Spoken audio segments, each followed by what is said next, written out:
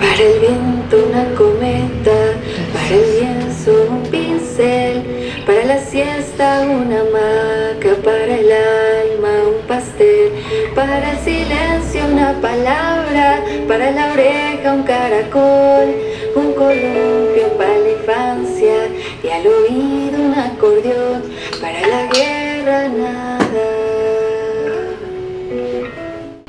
El nombre de esta sesión, de estas jornadas que estamos haciendo para ayudar a nutrir las propuestas de cambio en el país y si se quiere relegitimar en muchos sentidos los empeños del cambio, era o ha sido ética, política y cambios culturales. Ética como condición humana, política como esa dimensión de lo público, de lo colectivo, de lo que nos compromete a todos, y los cambios, ahí estamos en el tema. Entonces, obviamente la ética tiene una dimensión subjetiva que está dentro de cada uno, pues por supuesto, porque no es que cada uno de nosotros es sujeto de la ética, pero yo solito no puedo determinar lo que es bueno y lo que es malo.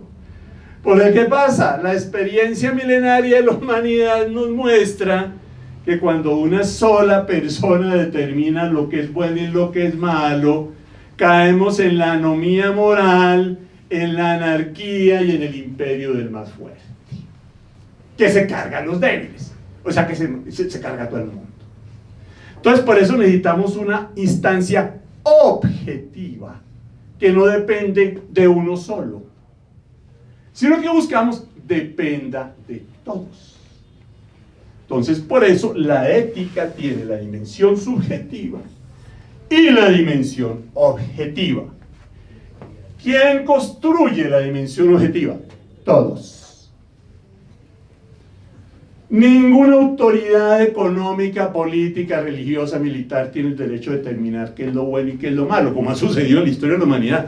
No, viejito, eso es una tarea de todos nosotros. Cada comunidad tiene derecho a tener su ética. Hay un detalle, y es que todos vivimos bajo el mismo techo, en nuestra casa común, que es la tierra.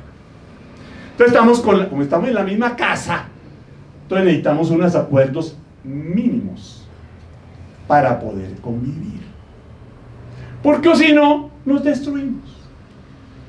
Entonces por eso estamos llamados a la construcción del consenso ético mínimo universal, que para algunas escuelas de la ética se concreta en la Declaración Universal de Derechos Humanos Personales y Sociales del año 48. Ese es el mínimo ético universal que nosotros construimos y que como construimos nosotros mismos nos obligamos a acatar. La crisis ética en Colombia encuentra su origen en varios factores que se han manifestado a lo largo de la historia colombiana. Obedece principalmente a una degradación de comportamientos, prácticas y decisiones tomadas por una serie de actores que a lo largo de los años de existencia de Colombia no construyeron un verdadero Estado social de derecho. Va desde aquellos que se encargaron tanto de la gestión del Estado como aquellos que participaron en su diseño y que en su gran mayoría, salvo valiosas excepciones, representaron sus intereses particulares y sus intereses de clase.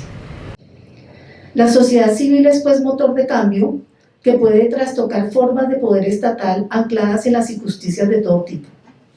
Aspiramos y podemos construir sociedades garantes del respeto de los derechos humanos, ancladas en interacciones sociales pacíficas y en constante diálogo constructivo en medio de las diversidades étnicas, culturales, religiosas, políticas, ideológicas, socioeconómicas, sexuales y de género, etc. Sociedades basadas en la honestidad, en la sinceridad y en la búsqueda del bien común. Hace 40 años, cuando se impuso la lógica neoliberal, uno de los elementos centrales de la instauración de esa hegemonía, de esa narrativa, que no solo ha sido hegemonía económica, política, sino una narrativa, es que el Estado es corrupto, lo público es corrupto y tenemos que volver a lo privado, porque en lo privado es donde está la autenticidad de la condición humana y, si se quiere, de la ética. Después de 40 años de eso hemos visto con histórica claridad que son tan corruptos muchas de las estructuras del Estado y muchos de los funcionarios como los que los corrompen. Es decir, las empresas y los que desde el mercado quieren lucrarse de las rentas públicas.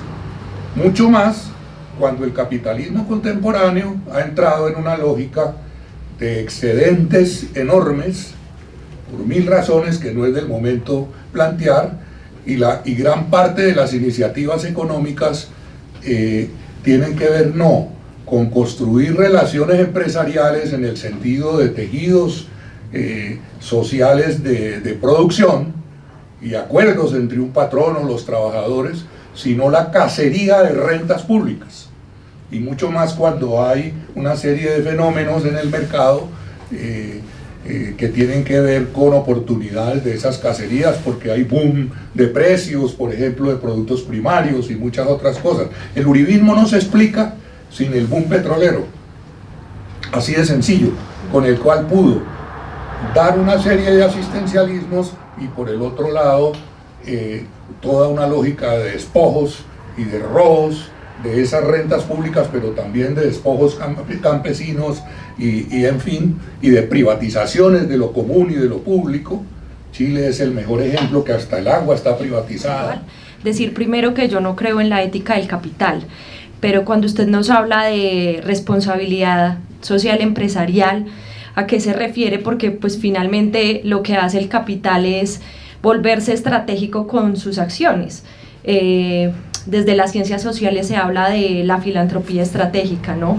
Cómo estas empresas llegan a los territorios, por ejemplo, y lo que hacen es generar una idea del buen vecino, y eso no precisamente es bienestar para las comunidades, es la estrategia, por ejemplo, para cooptar liderazgos o por reducir, por ejemplo, conflictividades socioambientales. Entonces quisiera saber cómo usted ve esa ética del empresariado ahí.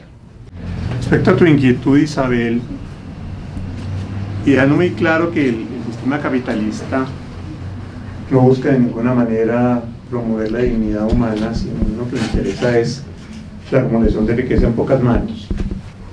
Yo sinceramente he conocido casos, y en ese país, donde la responsabilidad social empresarial va mucho más allá. No son muchas las empresas que así actúan, pero sí las conozco.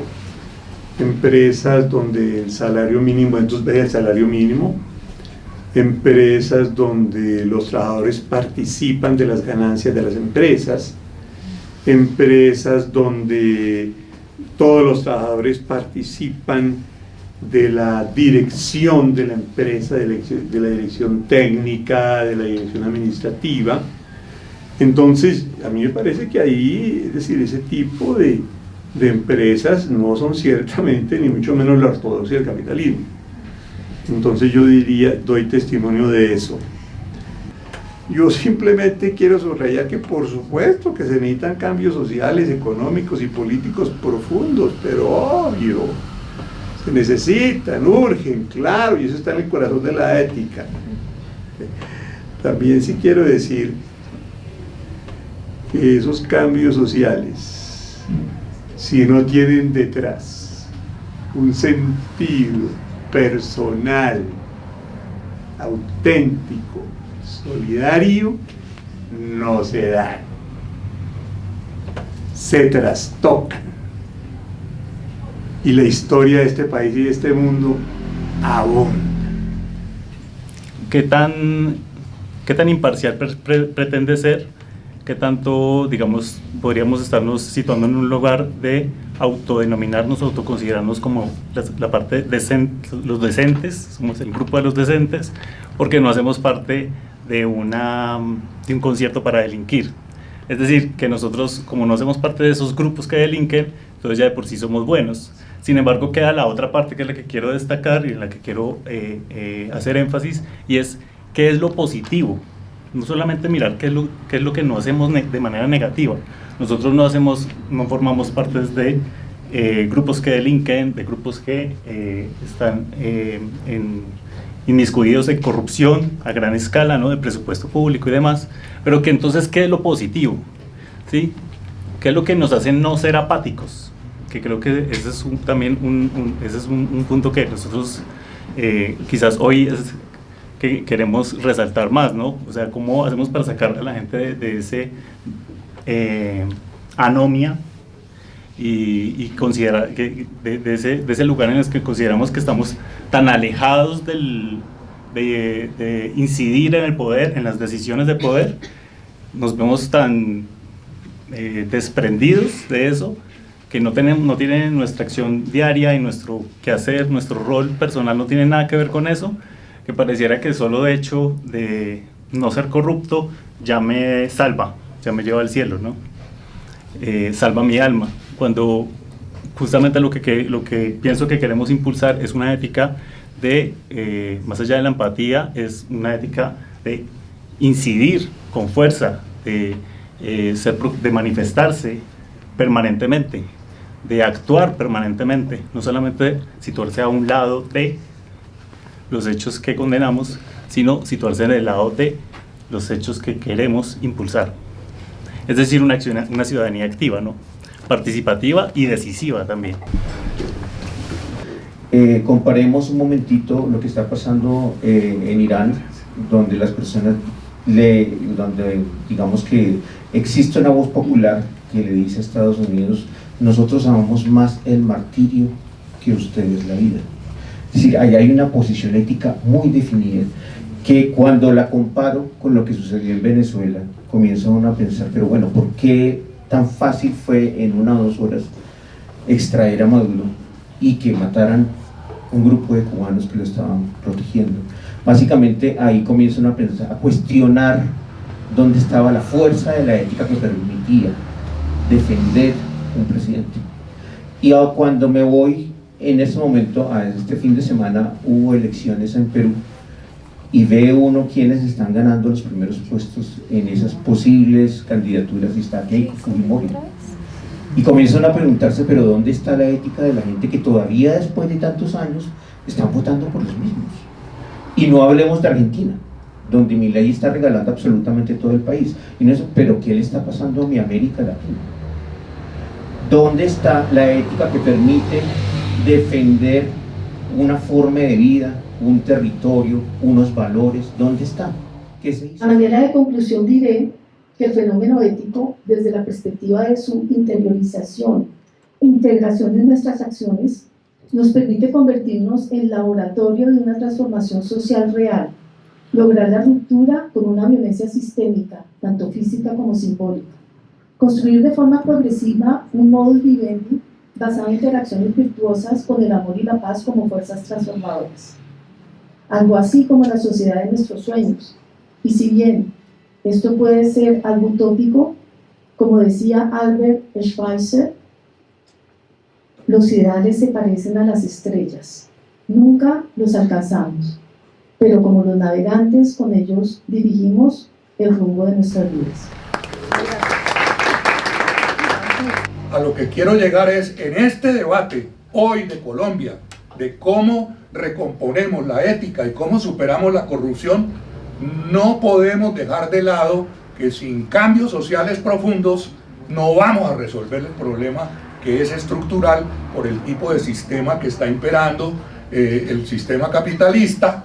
Tenemos que hablar así. Con esto yo no quiero decir que el socialismo no tengamos que criticarlo. También el socialismo jugó a una lógica el realmente existente, a una lógica de voluntarismo, el fin justifica los medios, es decir, toda una ética del pragmatismo político a nombre de una humanidad a liberar. Pero ahí vino el tema, cayeron en la ética de los principios. Los socialistas somos los buenos, los capitalistas son los malos, digámoslo así en un sentido muy general.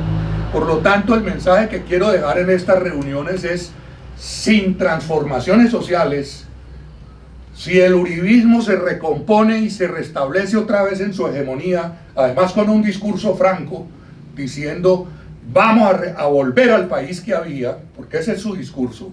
Este bache de Petro es un bache que se tiró lo bueno que había, y lo bueno que había, pues ya he hecho alusión y todos lo sabemos. Entonces, sin transformaciones sociales, esa triple dimensión de las políticas públicas, que tiene que ver con política, que tiene que ver con ética y que tiene que ver con cambios culturales, no vamos a resolver el problema. Por lo tanto, lo quiero decir a ti también claramente, no podemos volver atrás en estos debates públicos en Colombia. Mil gracias. A todos nos mueve el sentido. El sentido es un absoluto. ¿Ya? Porque yo me hago matar por mi hija. Porque si yo soy artista, yo me hago matar por el arte, que es un absoluto, aquello por lo que me hago matar, punto. Así de sencillo. Y el corazón de la ética es eso. ¿Ya? Necesitamos absolutos en los que todos estamos de acuerdo. Y esos absolutos éticos conforman lo que se llaman los valores. ¿Ya? A mí me gustan las listas cortas, hay largas. 3 valores: dignidad humana, solidaridad y justicia, que son los 3 valores que constituyen la Declaración Universal de los Derechos Humanos. El problema de la humanidad es un problema de sentido. Obvio, es un problema de sentido. Porque hay guerras, porque hay falsos dioses, obviamente. Porque hay hambre, porque hay falsos dioses. No me interesa la suerte del otro, no me duele el otro. A mí lo único que me importa es mi mezquino interés, mi mezquino Dios. Y por ende, entonces, el corazón de la ética no es un tema racional, no su merced, es un tema de pasión. Entonces, el eje de la ética es el sentido. Por eso, no hay política ni hay cambio social si nosotros no aclaramos el tema del sentido. La raíz de todos los cambios en el mundo, y por consiguiente de la política y de la economía, es el tema del sentido. ¿Tú a qué le apuestas? ¿Tú le apuestas al otro? ¿Tú le apuestas a la solidaridad? ¿O tú le apuestas a tu ego? ¿O tú le apuestas a tu sed de poder? El eje de la ética es el sentido. El eje de la humanidad es el sentido. Tenemos que enamorarnos del sentido. Entonces, por eso la primera tarea política, ¿cuál es? No es el partido, papá. Es el sentido. Esa es la primera tarea política. Y cualquier partido político serio, lo primero que tiene que preguntarse es cuál es el sentido de lo que estamos haciendo aquí. Y cómo vamos a cultivar ese sentido, antes que cualquier otra cosa. Una amapola